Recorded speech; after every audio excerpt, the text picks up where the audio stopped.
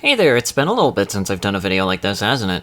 I mean, I've been able to at least fill that void in between larger projects with, just some little videos here and there, which thankfully a lot of you guys have actually enjoyed.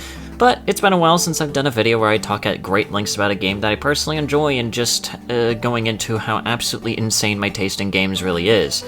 Well, I mean, thankfully, I'm here with this one. I'm going to start it off with a little bit of a game, if you will. One that I've kind of already played with you guys if you have already followed me either on Blue Sky or if you've been paying attention to my community posts, and that is this. I want you to think of a video game character that is badass. It can really be any character.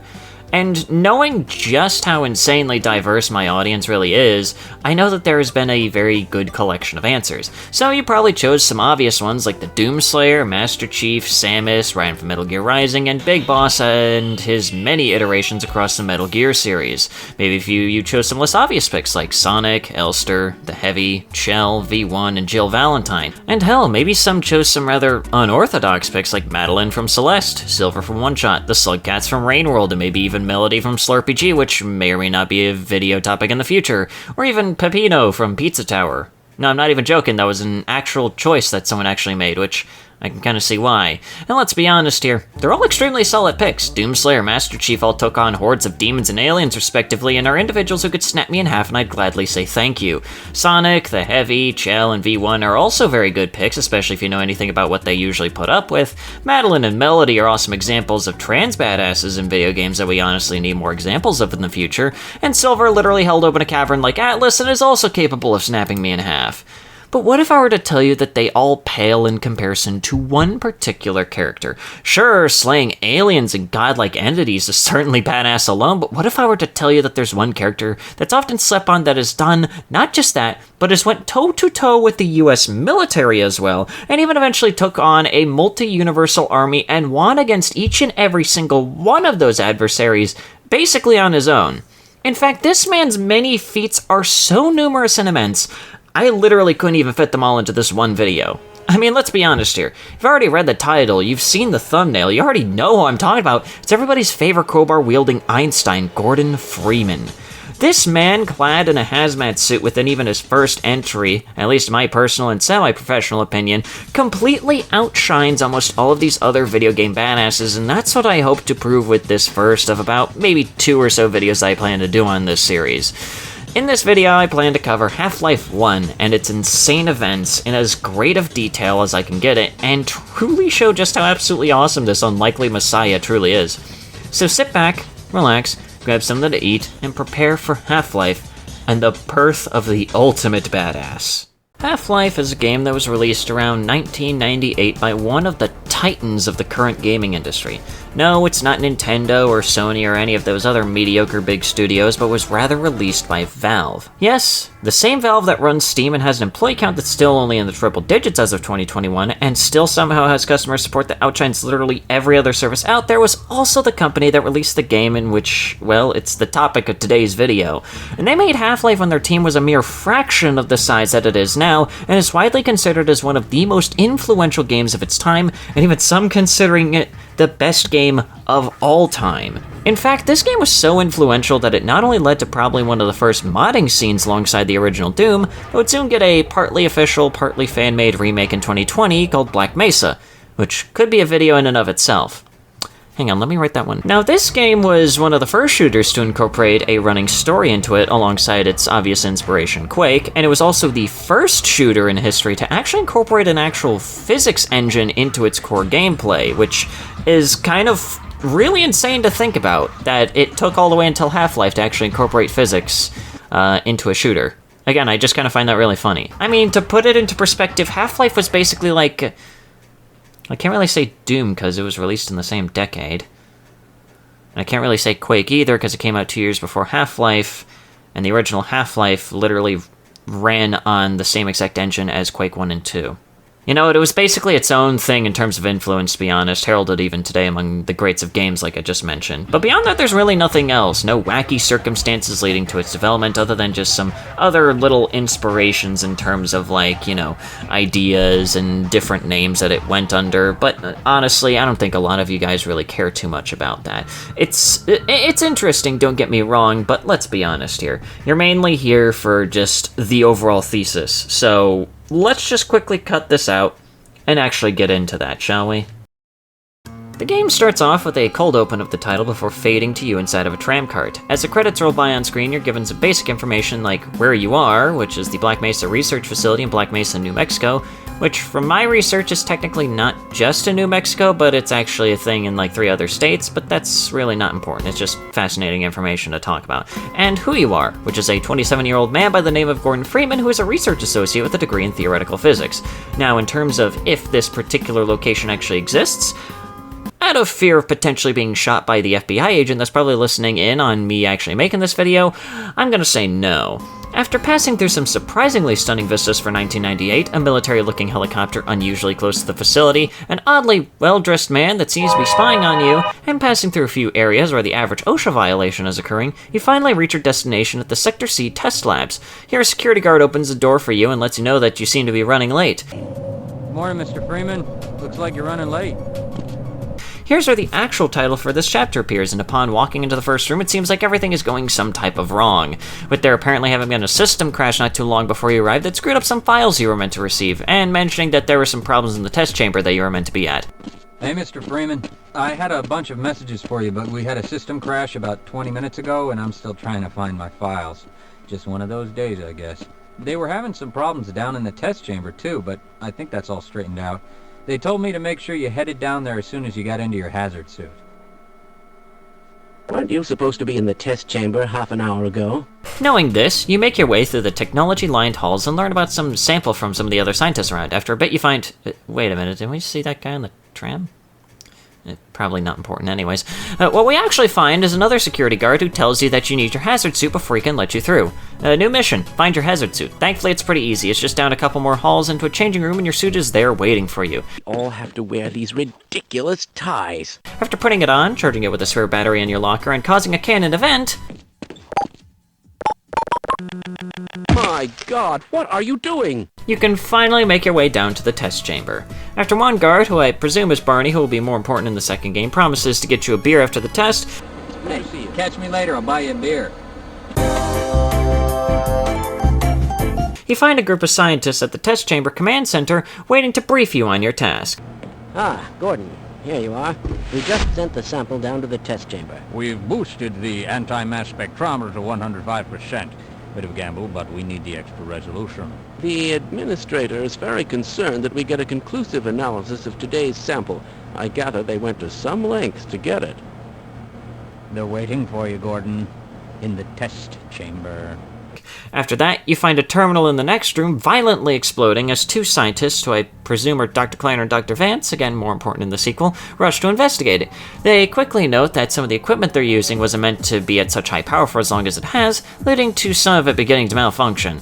As you reach the doors of the test chamber, 2 scientists give another briefing, with one noting something about a resonance cascade event. And as someone who's trying to voice train herself to sound better, I find this particularly... Gordon doesn't need to hear all this. He's a highly trained professional. Well, fuck me then, I guess. After walking in and having your ears blown out with microphone feedback, the control room gives you your task of powering up the giant machine in the middle of the room. As it's doing this, and after a few small technical hiccups, the sample is delivered to the chamber and you're instructed to push it into the machine.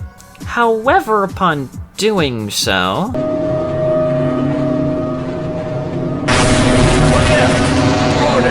get away from them! Shut it down! Attempt to shut down! It's not! It's not shutting down! It's not!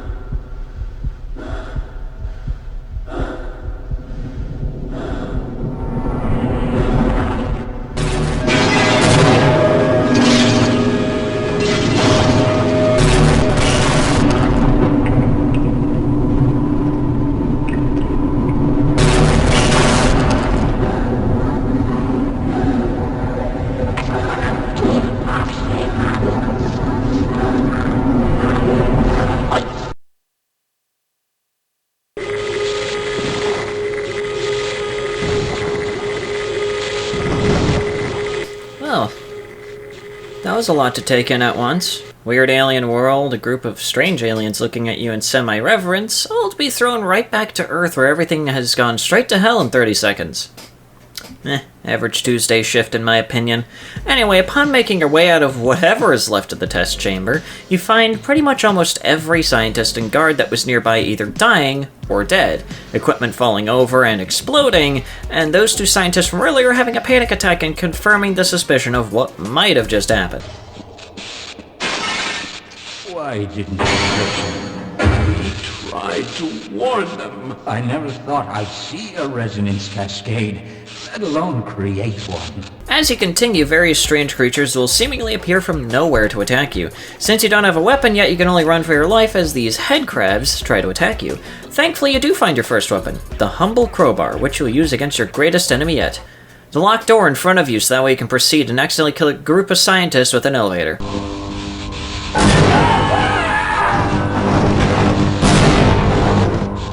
At least you get a suit battery out of it, you sick After reaching the top, you find a guard fighting off a zombified scientist who coincidentally has a head grab replacing their head. After helping him with the zombies and hearing out his confusion, he will follow you and help you with any future enemies for at least the next few minutes before his pathfinding gets confused. As you reach the opening room, it is completely vacant and a vent nearby is open. Obvious Among Us joke aside, you'll need to crawl through here to progress. Please ignore the footage of my dumbass bugging out the scene and accidentally getting myself crushed.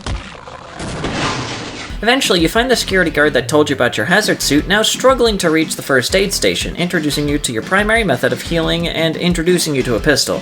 Beyond here, you are greeted by a new enemy. These things. These are hound eyes. They just scream at you and they hurt you that way. Onward, there's that fucking guy again. Further onward, you're greeted by another new enemy, the Vortigaunt.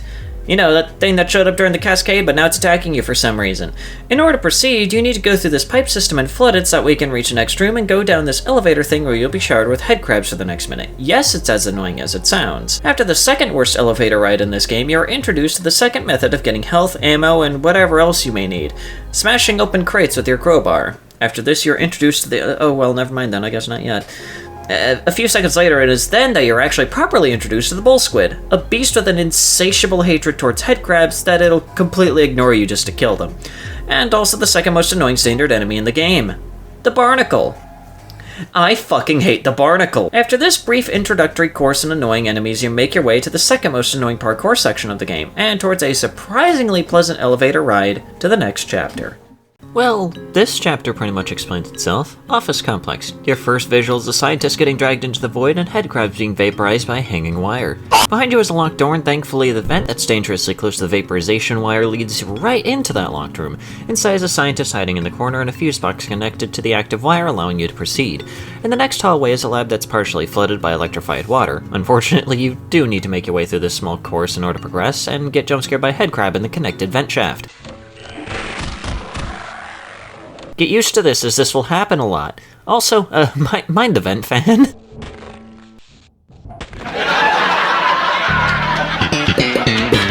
After falling into another room and crawling through another vent shaft, you're greeted to a room overseen by an active automated turret that seems to just fire at anything unlucky enough to be in its field of view. Meaning you gotta run like hell to avoid getting gunned down. And once again, you'll have to try and get used to stuff like this. Thankfully, in a room that's near this one, you actually get your hands on the shotgun, which is a very useful weapon. After surviving an impromptu shooting range, you find your way into a place that's actually befitting of the title Office Complex, where you can watch the last two surviving scientists in this place get dragged into the void again. Also, remember the Vortigaunts from a while ago? Yeah, they're back. Have fun dodging hit-scan attacks in narrow hallways, fuckface. Thankfully, a round of buckshot to the face gets them to stop casting pretty quickly. After surviving all of that, you find a scientist hiding out that mentions something about soldiers arriving to the facility to rescue them. I just overheard a secure access transmission. Soldiers have arrived, and they're coming to rescue us. Of course, I have my doubts that we'll live long enough to greet them. I want you to try and keep this one in mind as well. You also find a security guard nearby echoing the same thing, urging you to reach the surface. Hey, what the hell are you doing down here? Get topside! I hear troops are coming in to save us. Up next is the mandatory walk-in meat freezer of the office complex. Well, your office doesn't have one? Cheap-ass bastards nowadays. Inside is a couple bull squids, several head crabs, grenades, and a somewhat confusing method of progression that involves a moving platform. Thankfully, assuming that you don't suck ass at timing, this part should really be no problem for you. Once again, jump scared by headcrab.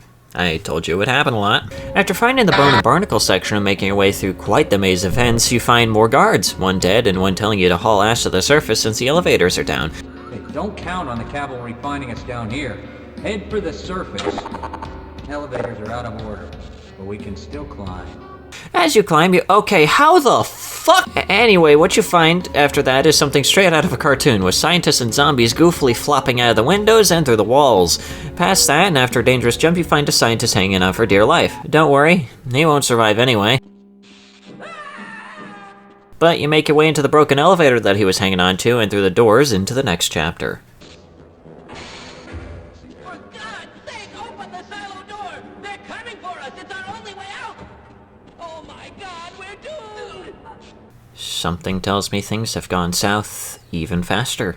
Anyways, welcome to Turrets, the level. Remember the ones from the previous chapter? We'll now make them smaller and harder to avoid, and you basically have these ones. There's also these laser mines, as I call them. They're also pretty self-explanatory. So far, it's more the same aside from these minor roadblocks. Laser mines can be fairly easily avoided, and the turrets can be shot down at the very least. A little annoying, but nothing crazy. Besides, those nice soldiers we've heard about earlier have got to be somewhere to save our sorry ass from whatever the hell is going on, right? Anyway, aside from a few stress-inducing segments involving whack-ass obstacle placement, we finally find our first soldier. Wait, what the fuck is he doing?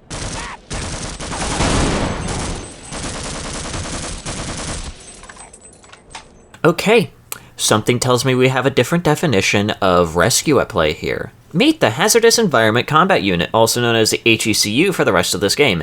Yes, we are now fighting aliens in the fucking US military because why the hell not? After all, there's a possible nationwide anomaly going on because of the resonance cascade. Kinda no surprise that the government would go full SCP and basically fucking assassinate everyone in the facility at this point. Including, and especially you. And be ready, as there's plenty more on the way to the surface.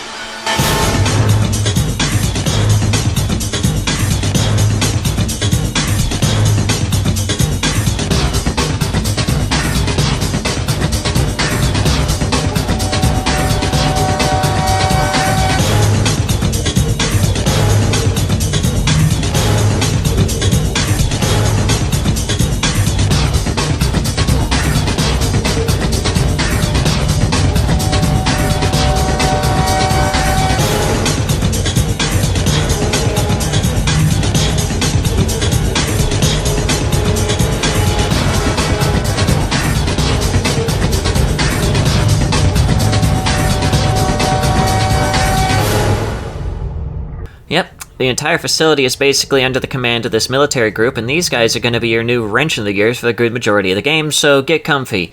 And if you thought that the surface would be any better, well, you're not only going to be disappointed, but you've probably never heard of subtle foreshadowing at this point. On the surface, there's camps, soldiers, and helicopters galore waiting to vaporize your forehead off the grid, but thankfully, the same advantages that they have against you, most of them you're able to at least turn around on them. You see, up until now you've been fighting mindless beasts, but now you're fighting with trained soldiers who can and will use cover to flank and ambush you at every turn. But of course, you can also do the same to survive and even get the upper hand on them if you're smart enough. Now, here on the surface, you'll have to go around and crawl through tunnels to avoid them, assuming they don't blow a hole open for themselves.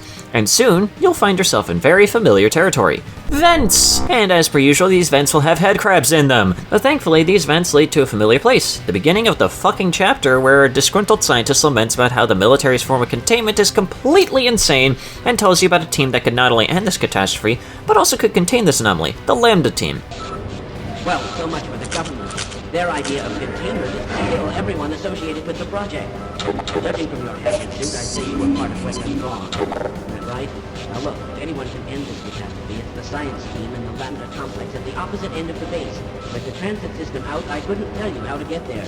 But there's an old decommissioned rail system somewhere through here, beyond the silo complex. If you can make it through the rocket test lab, you might be able to worm your way through the old tunnels to track down whatever's left of the Lambda team. You can trust them. You can trust all of us. Good luck. So now you have a brand new mission. Reach the Lambda complex. Good luck, as it's not as easy as finding your hazard suit, and you have a long trek before you get there. And you start said trek by opening up the silo door and heading in, mentally preparing for the shit show that's likely ahead. As you make your way through adamantium planks and the world's dumbest bull squid with the same aiming quality as your ranked teammates in TF2,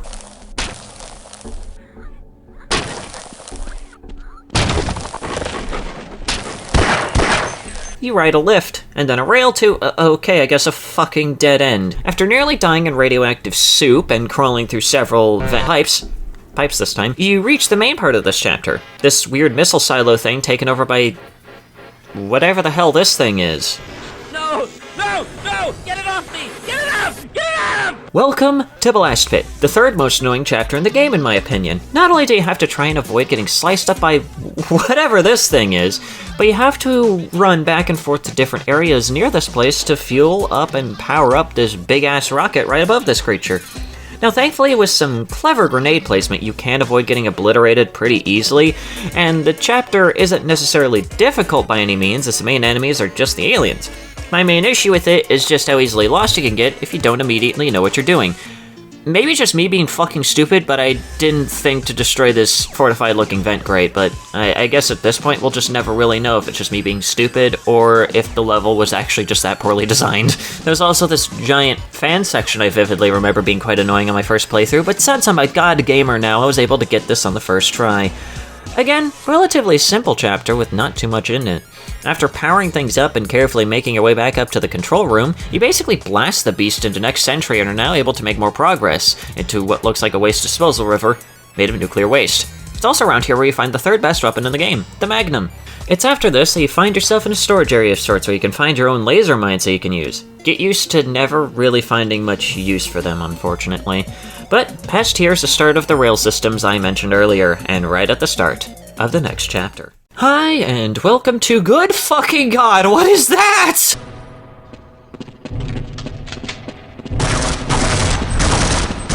Well, this is gonna be fun. This chapter is somewhat similar to the last one, except in a smaller area, and you don't ever really kill the main monster here. Anyway, making your through the- oh god damn it. Making your way through this area is no easy feat though, as there are enemies around each and every corner. On top of that too, the HECU are back and they are quite annoying here as there isn't much advantageous cover spots in a lot of areas, meaning quick thinking is of the essence.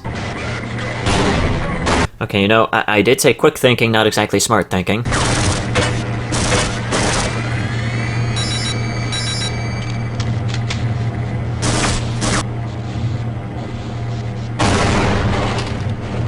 Okay, maybe some smart thinking. But after getting through the most annoying sequence of enemies and powering up, pun intended, the generator, you make your way back up to power up, pun unintended, the primary generator for the rail systems. From there, you run, or rather ride, like hell out of there.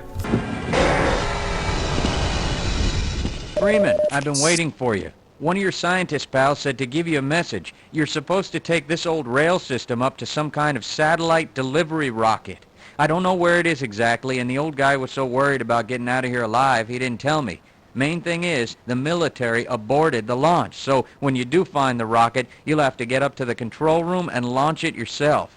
He said something about a Lambda team needing the satellite in orbit if they were ever going to clean up this mess. Well, I guess we got a mission within our main mission now. Welcome to my second least favorite chapter, primarily because 80 to 90% of it is purely on this fucking tiny cart.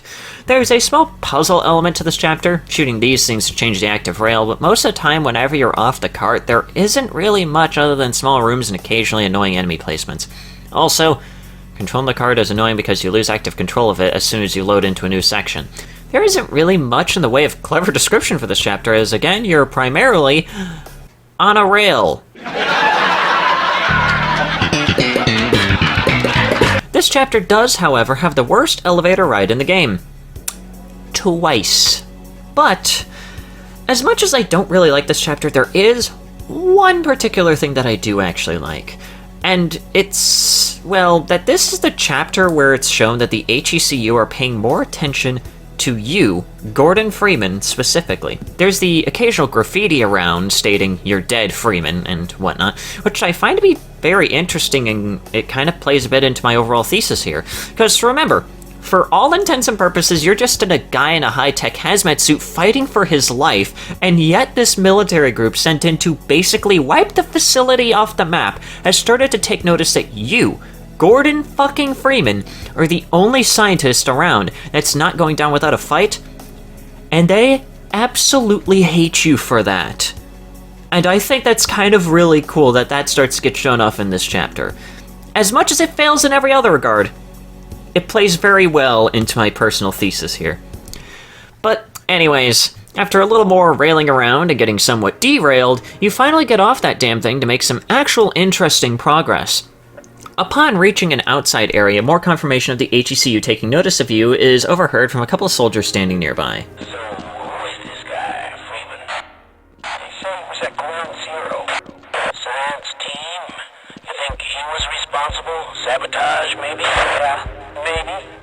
All I know for sure is he's been killing my buddies. Oh yeah, he'll pay. He will definitely pay. Well, it's after blowing these guys up that you're greeted by the most annoying standard enemy, this sniper.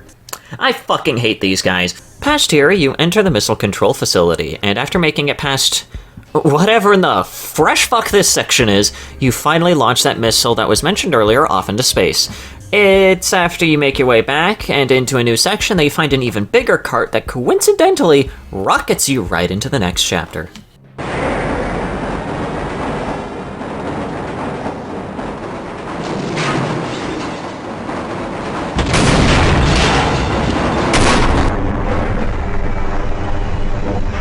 Welcome to the mandatory underwater segment, and since this was before the creation of the oxygen meter, the only way you'll be able to tell if you're drowning is if you start dying.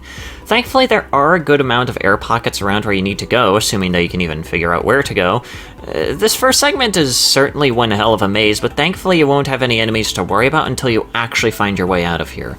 Which, in order to actually start progress in this chapter, you must interact with this thing to make these barrels float to the surface.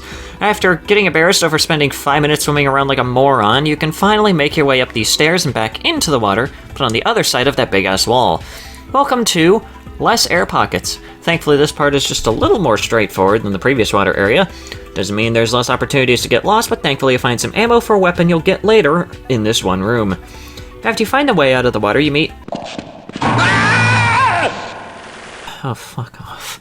I hope you like slippery platforming, because these next few areas have slippery platforming. As you find your way further up, you meet a scientist that tells you that the monster that we saw earlier is definitely not from this world, no shit, and that there's a tranquilizer gun nearby that may or may not work on it. Well, this is less of a gun and more like a crossbow, but tomato, potato, close enough.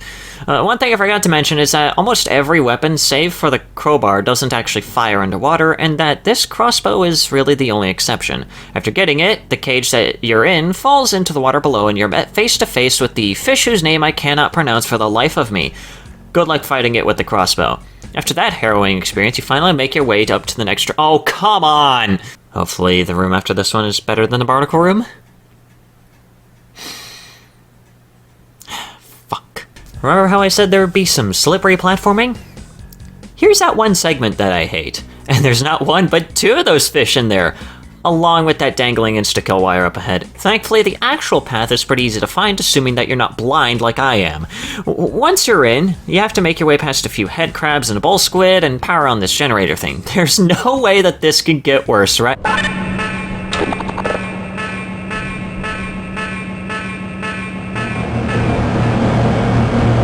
This really is the fuck you chapter, huh? Thankfully, because I'm a pro at this game, I managed to pull this off in one attempt, but still, I don't like that segment. Further onward, there's a server room of sorts where a scientist is waiting to give you a secret pathway as well as drop a little bombshell as to how the HECU keep managing to find you. Gordon Freeman, it is you, isn't it? The science team has been tracking your progress with the Black Mesa security system. Unfortunately, so is the military. That suit of yours is full of tracking devices. Still, it's better than going naked in this place. It's cold in there, and you'll have to hurry. It could sap your suit power in a matter of moments. If you're bent on reaching the Lambda complex, then you'll want to keep to the older industrial areas where the security system is full of holes. It's worked for me, so far. Now for another freezer, this one now being able to drain your armor away. Again, thankfully a short part of this chapter, but still not the most fun because it's slippery as hell. After that short experience, you travel through these corridors and up this lift and are greeted by a security guard. Freeman, right? I've got a message for you. Make sure you don't... Well, that can't be good. Behold the assassins. They really only show up here and probably never again, I think, and is one hell of a game of hide-and-seek playing with them where the loser gets shot to death. Thankfully, after clearing them out and opening up a door to another part of the surface, you can finally make some more progress on your mission.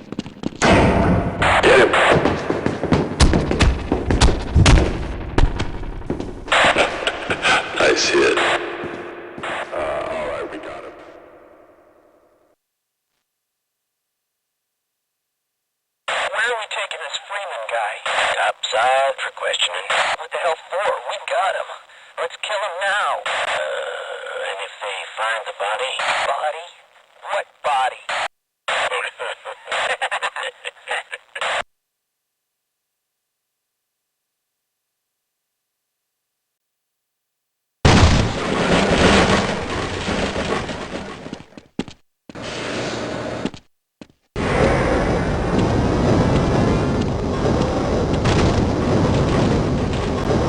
You know, that's not the most effective way to take someone out. Well, thankfully they were nice enough to miss the crusher when tossing out the crowbar. After going down this drainage channel, the chapter title appears and you must go through this canyon in order to make progress.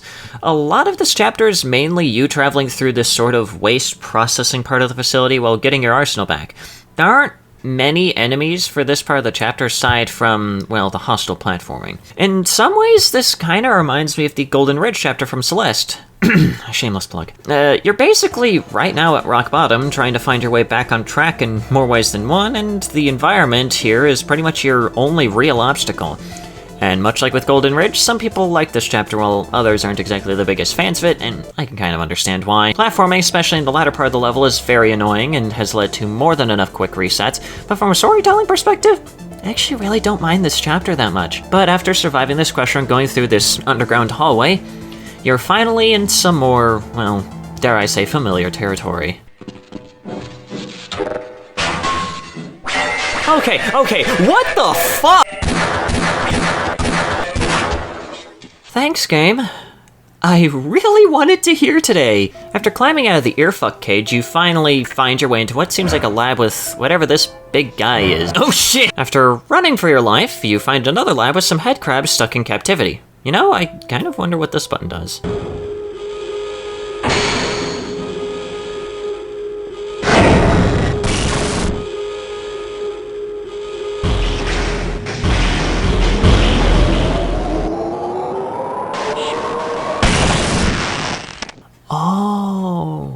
Oh, now I get the chapter name. Oh, you want to be the next test subject? Sure thing, fucko! Anyways, now that you've probably violated some part of the Geneva Conventions just to get your assault rifle back, you find a guard that tells you everything is sealed off and that you should find someone with access to unlock the front for us. Of course, the front area is overrun with soldiers that you must gun down with your new companion. After that, you find another lab. Hey, what the fuck are you doing? Well, at least I have my crossbow back, but now the guard's just kind of stuck there. You know, whatever. It's also in here that you find the snarks. I love these little guys, and these things lead me into just a little tangent. As you might have noticed, despite my yapping, Gordon Freeman is one of those silent protagonist types, a character type that is still pretty popular among shooters and RPG games, primarily where the main character doesn't really speak much aside from either basic vocalizations of pain or distress, or from dialogue options given to the player depending on the game. However, not all silent protagonists are created equally, as you may know, if your media literacy is higher than the average unironic Super-Earth supporter, and Gordon Freeman is one of the many that actually have a bit of a personality aside from cool dude with guns. In fact, Gordon is, well, a bit of a goofball, actually.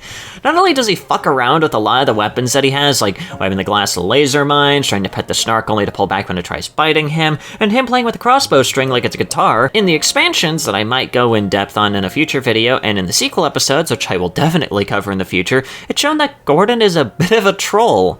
Remember earlier how I joked about that microwave food explosion being a canon event? Yeah, that wasn't just me making a fuck around with the audience joke if you know anything about Half-Life. That is an actual confirmed event in the story as revealed in episode 2.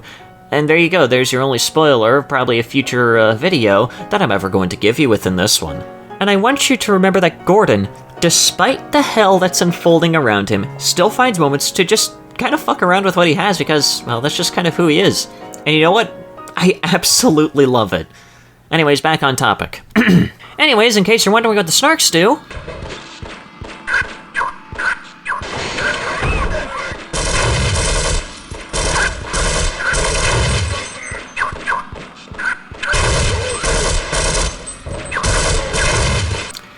yeah, they do that.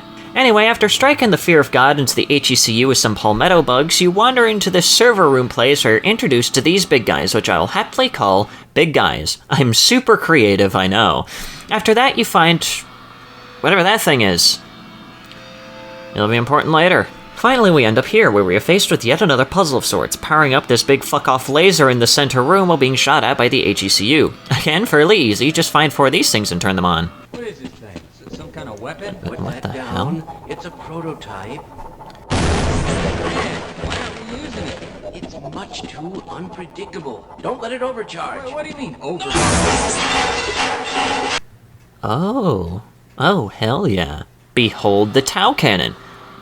Once again, you probably won't find too much use out of it due to its extremely specialized ammo type, but when you do use it, you'll feel pretty good. But anyways, after finally powering on the laser, you'll notice that not much happens because of the big-ass laser shield that drops down. Thankfully, you can break the rules plastered over the top of it by pushing this box in its path, allowing the laser to melt a hole through the wall. Anyway, down here is a group of scientists who are hiding out in this one room while this strange saw room from earlier is directly next to them. After surviving that and shutting it down, you can lead one of the scientists to the front area where they will unlock the door and let you free. Well, I'll let you out, but I'm warning you, it's hell out there. It's completely under military control.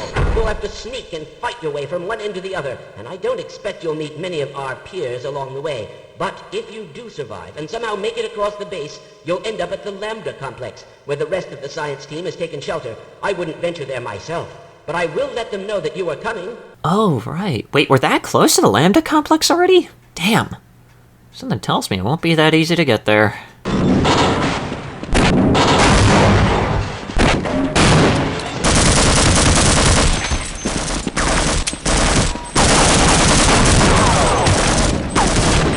Yeah, this is basically a chapter where the HECU tried to throw everything at you. Here at the start, you gotta avoid getting shot at by a cannon by jumping into the water below, then avoid the fish while you try to make progress. Past here is a minefield. Good luck finding a way across it while being shot at by a helicopter. At least your explosives will reveal the mines. But anyways, beyond there's not really much to go into as, well, a lot of it is mainly just a ton of combat leading up to the next important segment.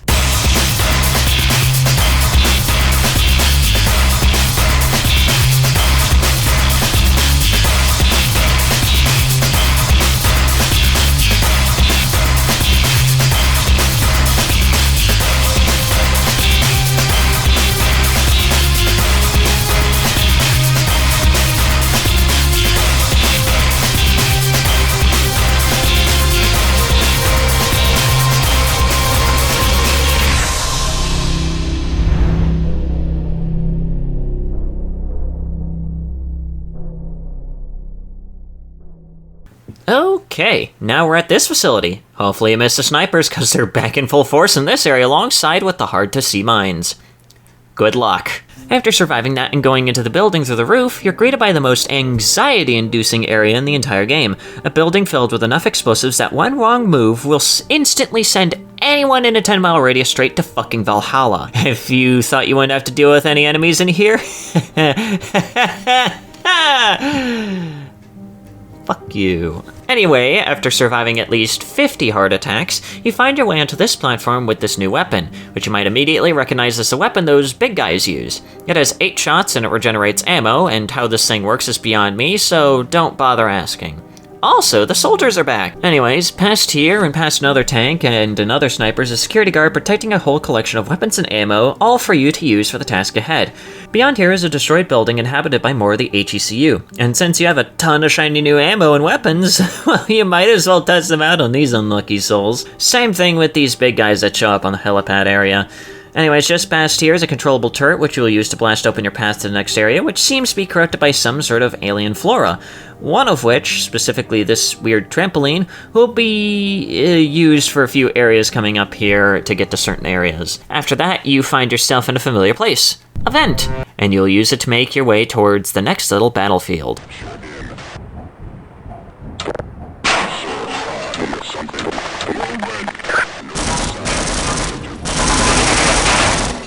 Well, whatever. Go, my snarks! After causing another insect infestation, you must make it through this somewhat confusing puzzle, and then through this hangar, and all so you can help the security guard unlock the gate for you. Past this— oh god, it's back again! Run!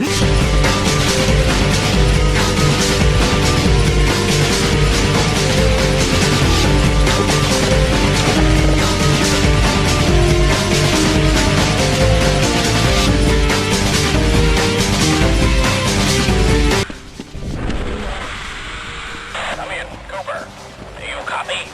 Forget about Freeman. We're abandoning the base. If you have any last bomb targets, mark them on the tactical map. Otherwise, get the hell out of there. Repeat, we are pulling out and commencing airstrikes. Give us targets or get below. Yep, this really was the part where the HEC was trying to throw everything at you. And they failed. Anyways, after fiddling with the airstrike controls, you make your way forward into the next chapter.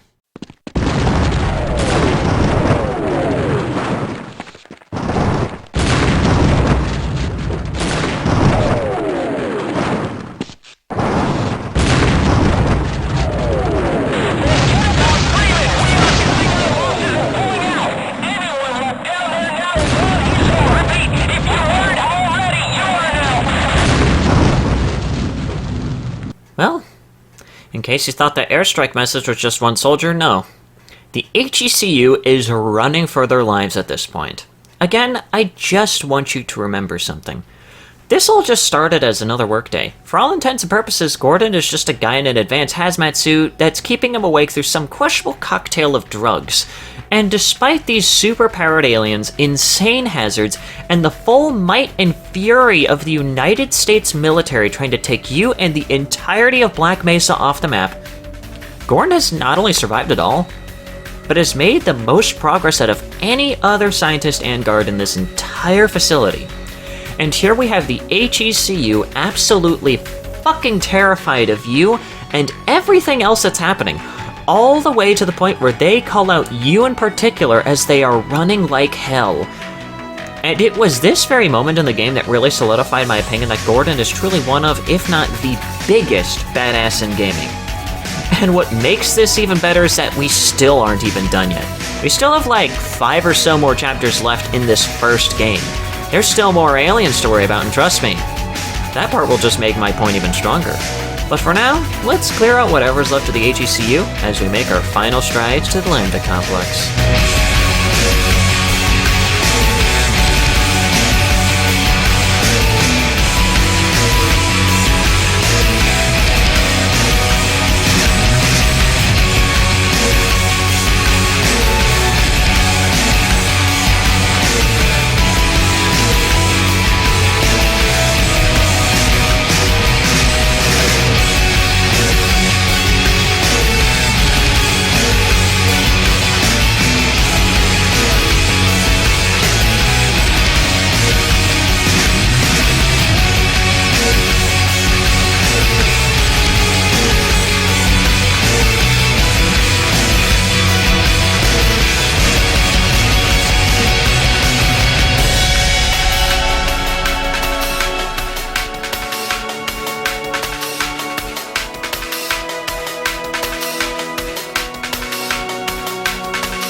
Well, finally we made our way to the...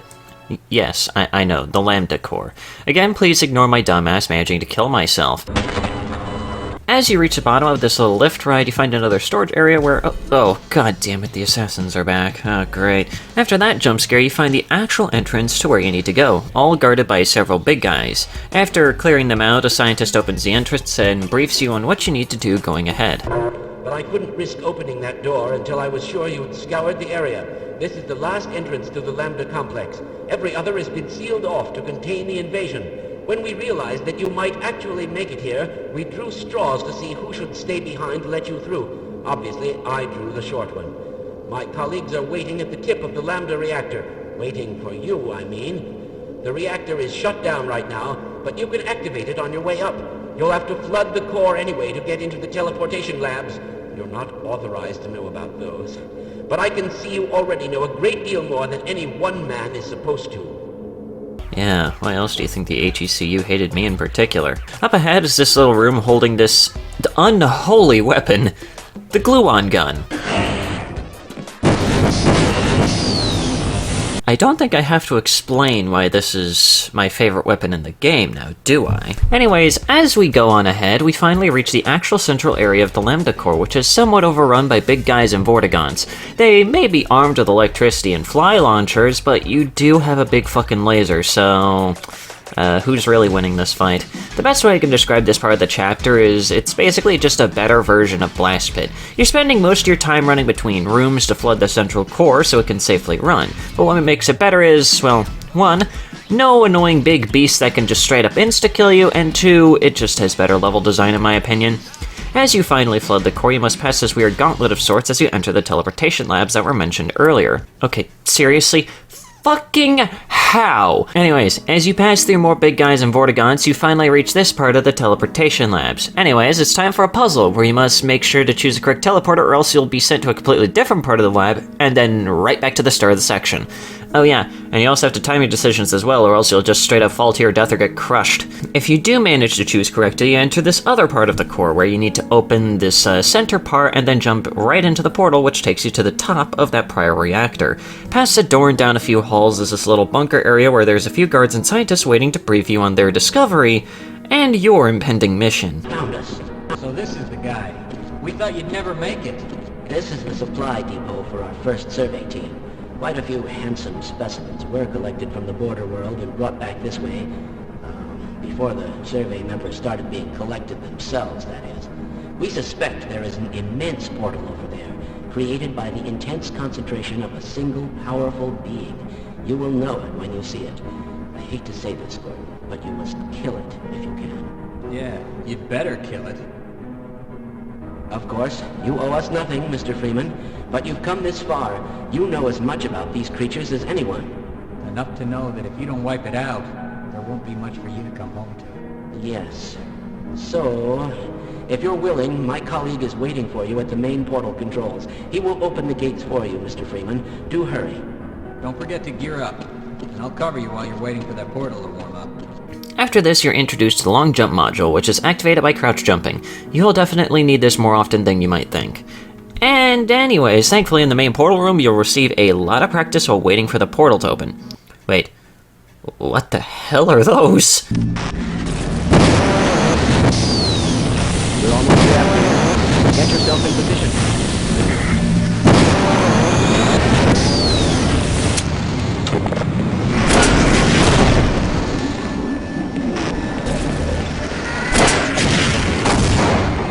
Not yet, Freeman.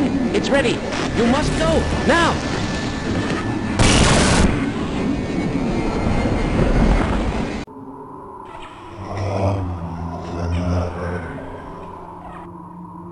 Well, this really is the point of no return now, isn't it?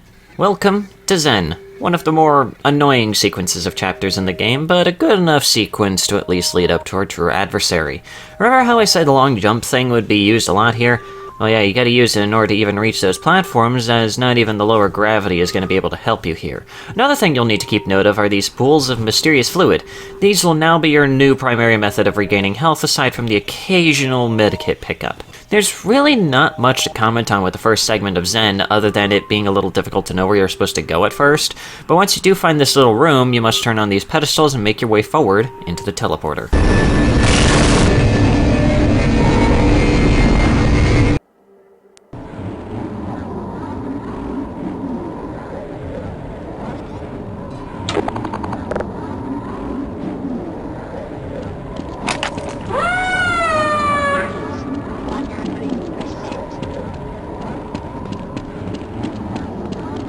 Yeah, welcome to the first actual boss fight of the game. Kind of funny how the first real one is this close to the end of the game, huh? Here, all you really need to do is just deal enough damage to this annoying titty beast until it starts running away from you, allowing you to make progress to this chapter.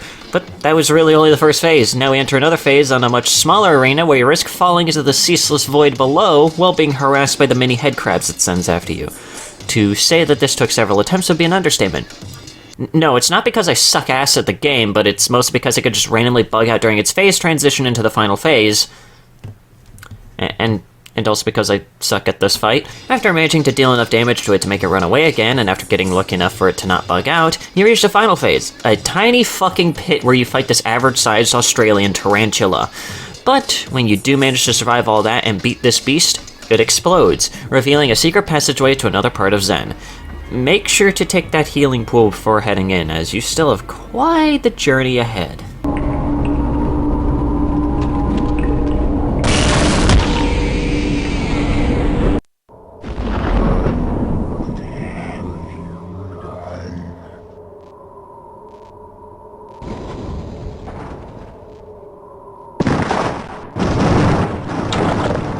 Well, he's not happy now, is he? Welcome to my least favorite segment of Zen. Whatever the fuck this is! Not only do you have to deal with a gaggle of these big-headed aliens, which I'll let you know are called controllers, I'll give more context on that later, as well as a bunch of angry vortigaunts, but you'll also have to deal with platforming that will make you wonder what kind of crack Valve was smoking when making this part of the chapter in particular. As much as I'd love to harp on how much of a migraine this part gave me, and the fact that I had to look up a walkthrough in order to even remember where to go in order to make progress, I won't, just so I don't waste any time or energy on it. Just know, I don't like it. I haven't found many people that disagree with my judgment here. And anyways, after hitching a ride on this flying manta ray, you reach the next teleporter and...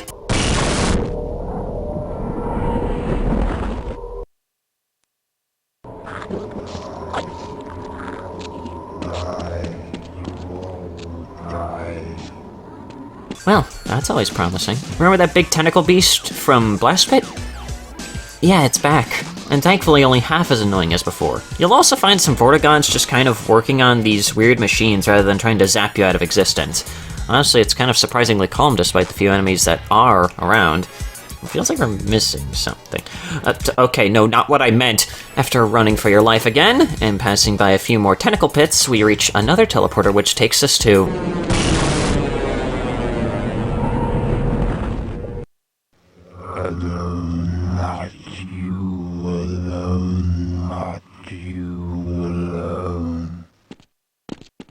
What? Welcome to this place. Once again, we are greeted by surprisingly passive Vortigaunts that seem too busy doing other things to zap you. Though, now that I have time to actually look at them, I really do wonder if what they're doing right now is even something they're doing willingly. This is a very big change of scenery, going from the alien and shattered terrain of Zen to what seems like an alien facility of sorts being maintained by beings who tried killing us not even 10 minutes ago. But as we leave this part of the facility and enter the next, we are greeted by those controllers and now hostile Vortigaunts. Yeah, something tells me that the Vortigaunts have very little control over their current situation, now do they? Thankfully, progress in this facility is a lot more straightforward, especially in the last segment. Here, your goal is to just reach the teleporter at the top while avoiding getting annihilated by the controllers doing everything in their power to stop you. But as you do reach the top...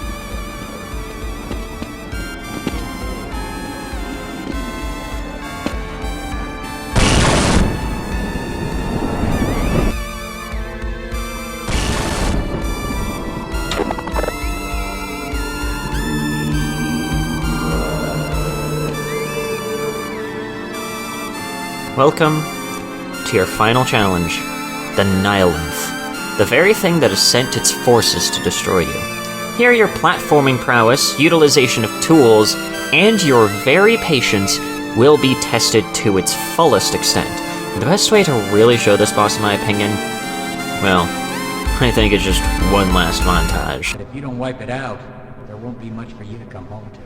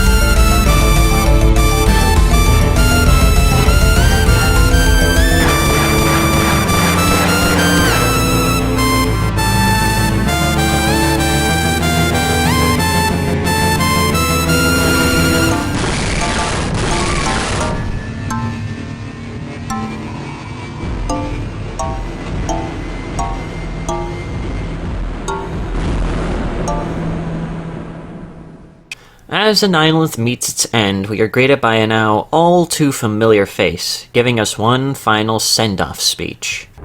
Gordon Freeman in the flesh. Or rather, in the hazard suit. I took the liberty of relieving you of your weapons. Most of them were government property. As for the suit, I think you've earned it. The border world, Zen, is in our control for the time being, thanks to you. Quite a nasty piece of work you managed over there. I am impressed.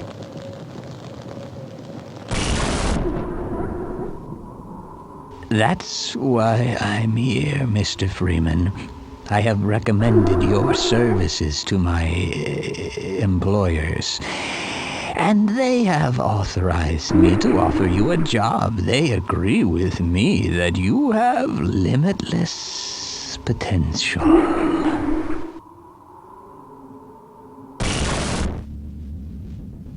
You've proved yourself a decisive man, so I don't expect you'll have any trouble deciding what to do. If you're interested, just step into the portal, and I will take that as a yes. Otherwise, well, I can offer you a battle you have no chance of winning. Rather an anticlimax after what you've just survived.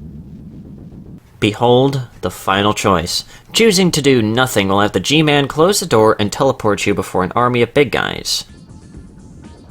Well, it looks like we won't be working together. No regrets, Mr. Freeman.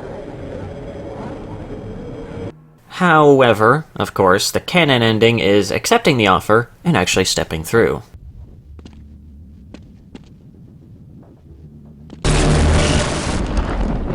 Wisely done, Mr. Freeman. I will see you up ahead. But, regardless of whichever ending you've decided to choose here, that concludes Half-Life 1. Well, we've reached the end.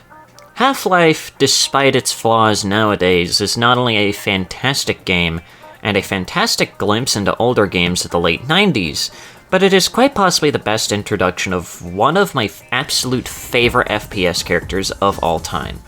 A story of surviving so much despite the odds and even putting an end to some colossal alien demigod is quite possibly my favorite way of showing the raw badassery that a character can have while still just being a regular guy at the end of the day. You might already know that this is far from where it ends. We still have an entire second game and its episodes to go through to truly put Gordon's badassery to the test. But that'll just have to wait until next time, won't it? I will see you up ahead. And as always, thanks for watching.